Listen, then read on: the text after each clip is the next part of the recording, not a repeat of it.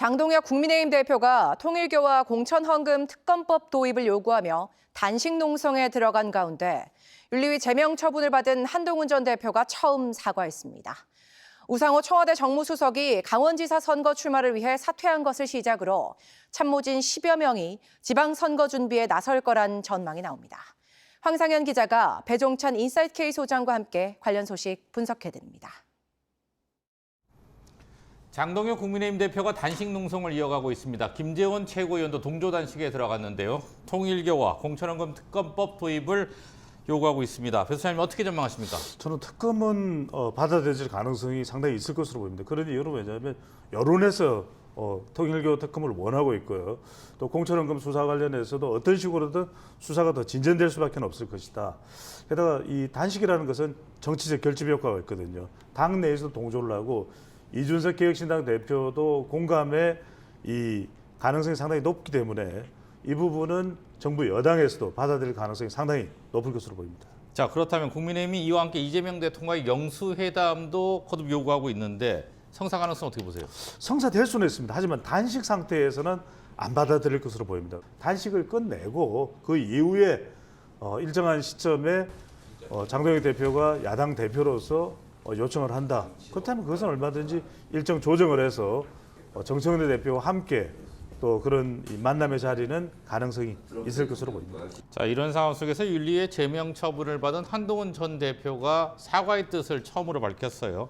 문제가 된 당원 게시판 사건에 대한 언급은 없었고요. 어떻게 보십니까? 사과 진전은 나온 것이죠. 그만큼 이제 충돌은 좀 피하려고 하는 그런 또 목적도 있다 이렇게 볼 수 있는데 중요한 것은 장동혁 대표 또 장동혁 대표 쪽의 반응입니다. 그만큼 단식을 하고 있는 장동혁 대표가 만날 의사가 있느냐, 그리고 만남을 통해서 이 당원 게시판 논란이 일단락될 수 있느냐, 이 부분은 사실 이것만으로는 충분하진 않거든요.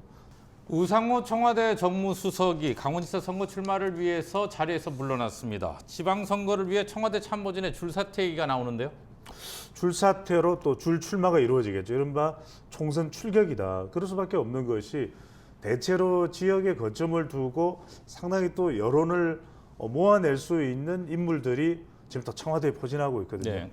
우상호 전 정무수석 뿐이겠습니까? 지금 거론되고 있는 인물, 물론 이제 가능성이 조금은 낮아질 것 같지만 김용범 정책실장도 있고요. 또 강훈식 비서실장도 있고 그렇기 때문에 앞으로 더 있을 겁니다.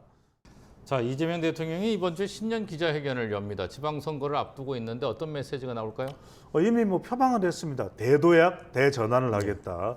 그리고 민생경제, 또 외교안보, 또 사회 문화 이야기를 하고 있기 때문에 이걸 통해서 대통령은 상당히 모든 국민들을 향해서 또 노력하는 대통령의 모습을 또 강하게 또 강조를 할 것이고, 그런 만큼 대통령 지지율 또는 지방선거의 대통령의 또 마케팅 호강 효과를 무시할 수도 없는 것이는 거예요. 그만큼 영향력은 또 확대될 가능성이 있을 것으로 보입니다.